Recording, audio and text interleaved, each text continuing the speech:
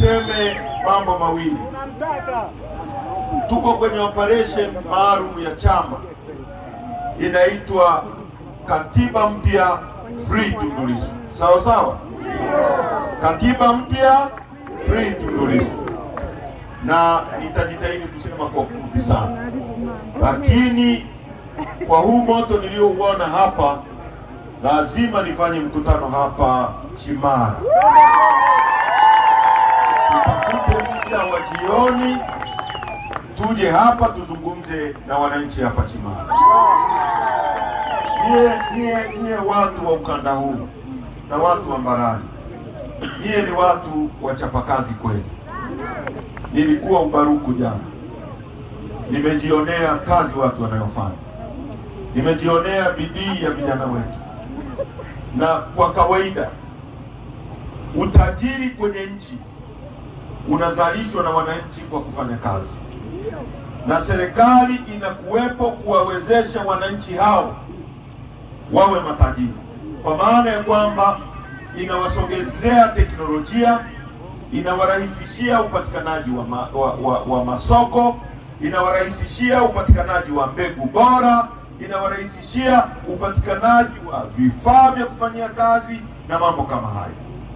Lakini kwa serikali ya CCM ambayo imetawala nchi hii kwa miaka 65 imeshindwa kabisa namna ya kusababisha vijana wetu waondokane kwenye umaskini.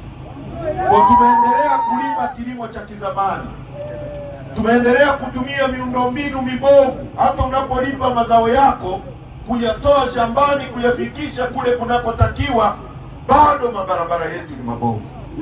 Nimepita kwenye barabara ya kwenda Ubaruku, huwezi kuamini kwamba eneo ambalo linatoka matani na matani ya maelfu ya mpunga na mchele unaolisha nchi hii, unaoleta fedha za kigeni, hawana hata barabara.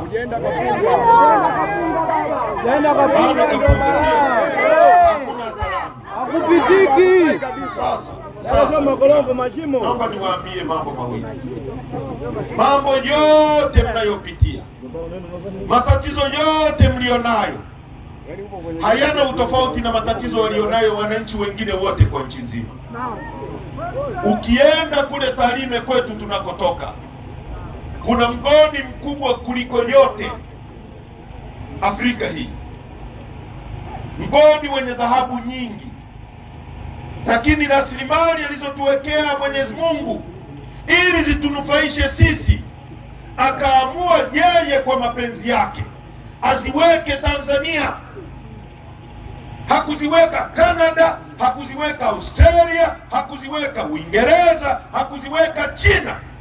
Mwenyezi Mungu aliziweka hapa, na wao wa China akawapa kitu kingine. Mwenyezi Mungu akatupa Tanzania ambayo haipatikani kwingine kokote duniani isipokuwa Tanzania. Mwenyezi Mungu akatupa mlima mrefu kuliko yote Afrika, wa pili duniani, mlima Kilimanjaro. Mwenyezi Mungu hakuwa mjinga. Mwenyezi Mungu akatuwekea ziwa lenye upana kuliko yote Afrika nzima, la pili duniani, ziwa Victoria. Mwenyezi Mungu akatuwekea ziwa lenye kina kirefu kwenda chini kuliko yote Afrika, la pili duniani, akaliweka Tanzania. Hakuwa mjinga. Mwenyezi Mungu akatupa gesi futi za ujazo trilioni 54.5. Hakuwa mjinga. Mwenyezi Mungu akatuwekea mbuga kubwa kuliko zote dunia nzima, mbuga ya Seru na Serengeti na Ngorongoro, ambayo iko kwenye maajabu 7 ya dunia. Kwanza dunia inaiita human cradle. Sema human cradle, kwamba binadamu wa kwanza alitokea Ngorongoro, ndio chimbuko la binadamu, akaiweka hapa. Mwenyezi Mungu akatupa bahari, akawanyima Kongo, akawanyima Zambia. Ndio maana hapo kila siku watu wa Chimara mnaona maroli yanatoka Zambia yamebeba mzigo yanakwenda kupitisha kwenye bahari yetu, wanatulipa fedha. Na mzigo ukitoka huko wakinunua China, ukiwa unaenda kule wanatulipa fedha. Ili mtu aendeshe gari Zambia, inapita kwenye maji ya Tanganyika ambayo Mwenyezi Mungu ametupa. Maji hayaishi leo wala kesho, yapo pale, ni pesa inaingia na kwa pesa inaingia. Mwenyezi Mungu ametuwekea upendeleo huu kwa sababu nchi hii ni nchi teule, lakini nchi teule watu wake wanateseka katikati ya utajiri.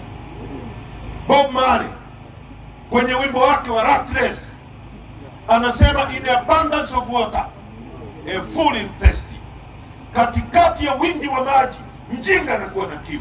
Tanzania katikati ya utajiri wajinga wamekuwa maskini. Tunataka mtupe nchi hii tuibadilishe, muishi maisha mazuri.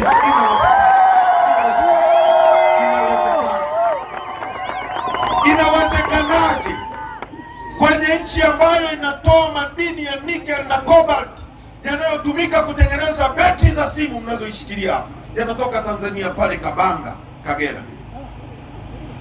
Madini yanayotumika kutengeneza ndege. Mwalimu Nyerere alisema ili nchi iendelee inahitaji mambo manne. Inahitaji watu tunao milioni 65. Inahitaji ardhi tunayo kilomita za mraba 945. Inahitaji siasa safi na uongozi bora. Kama tuna watu, kama tuna ardhi, nikisema ardhi ni pamoja na vyote vilivyomo, ni pamoja na mbuga za wanyama, ni pamoja na misitu, ni pamoja na madini, ni pamoja na chuma, ni pamoja na maji. Kama tuna ardhi, kama tuna watu, nini kinakosekana? Siasa safi na uongozi bora. Na tumekosa siasa safi kwa sababu ya katiba mbovu tulionayo, katiba ambayo Samia amejiteua mwenyewe, amejitangaza kuwa rais, ameua watu na kujiweka madarakani.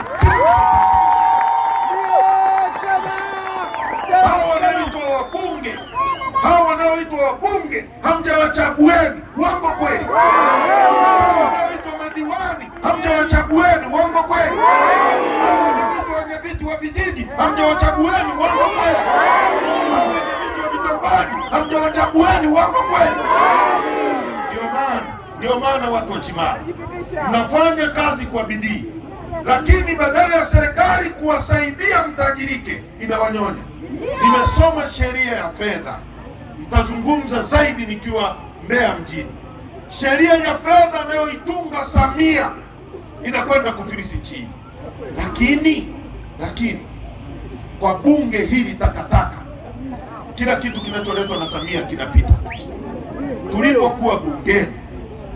Tulipokuwa bungeni, mimi nilikuwa napiga winga ya kulia, Lissu alikuwa mshambuliaji, Mnyika alikuwa beki, Lema alikuwa kiungo. Kila bunge lilikuwa na moto, uongo kweli? Hii sheria tungeichana. Wao mwananchi unalima mazao, mbolea hawakupi, maji hawakuletei, hakuna wanachokusaidia. Ukishavuna tu wanataka ushuru, uongo kweli? Na wakati huu tena wanaenda kuongeza kwenye sheria ya fedha kwamba TRA itakuwa inatembea kwenye mashamba yenu, mkiuza tu mpunga TRA inawadai 1% ya kile mlichochuma, tofauti na ushuru wa serikali wa halmashauri. Sasa huu ni unyonyaji. Haiwezekani. Nisikilizeni. Kama unavuna ng'ombe, kama unalima ng'ombe, unafuga ng'ombe, unaweza kukamua maziwa ng'ombe ambayo hulishi mzee, simbako mlishe ndio ukamue. Sasa serikali hii ya kinyonyaji ya Samia, serikali ya mauaji iliyoua watu tarehe 29 kwa kutuma polisi wetu ambao nao wamepigika, wana maisha mabaya, na wote waliofungua risasi kupiga Mtanzania ambaye hana kosa, ambaye alikuwa anadai haki ya kuchagua na kuchaguliwa, waraniwe. Sema waraniwe. Wasiwe na amani. Sema wasiwe na amani. Vizazi vyao viraniwe. Vizazi vyao visiwe na amani. Kwa hiyo askari yoyote uliyepiga mtu risasi na kuua, wewe na uzao wako meraniwa. Sawa sawa Mbarali. Sasa tunahitaji serikali madarakani ambayo itakuwa kwa ajili ya watu, ambayo itakuwa kwa ajili ya watu. Ukisoma katiba ibara ya 8 inasema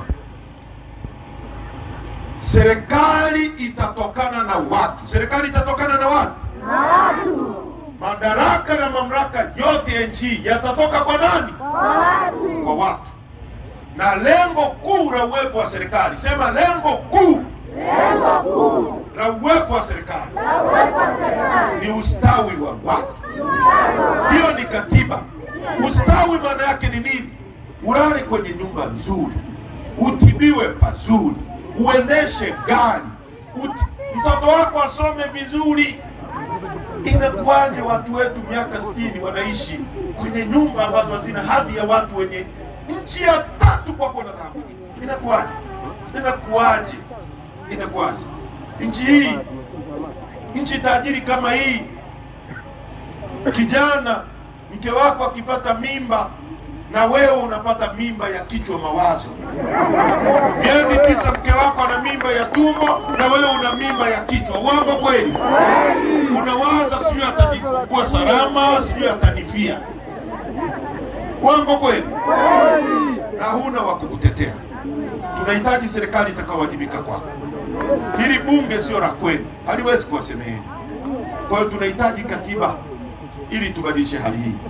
Tunahitaji kiongozi wetu aliyechaguliwa na Mungu mwenyewe, Mheshimiwa Tundu Lissu, ambaye alipigwa risasi 38, 16 zikaingia mwilini mwake na Mungu akamponya. Huyu mtu ameteuliwa na Mungu kuja kubadilisha.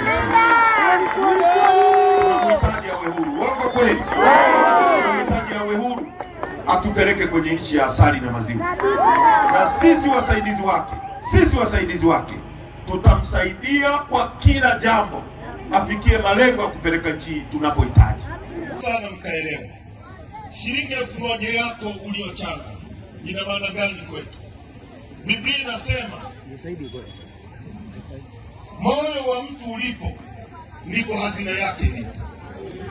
Unapochangia Chadema maana yake moyo wako uko Chadema. Ninawapenda sana na washukuru. Hatuna cha ziada cha kusema. Mwenyezi Mungu awabariki. Tuwe imara, tutaibadilisha nchi. Haki ya Mungu tutaibadilisha, na wote tutanufaika. Nchi sio ya Samia na familia yake tu, ni ya kwetu sote. Asanteni sana, mbaki na amani. Haya.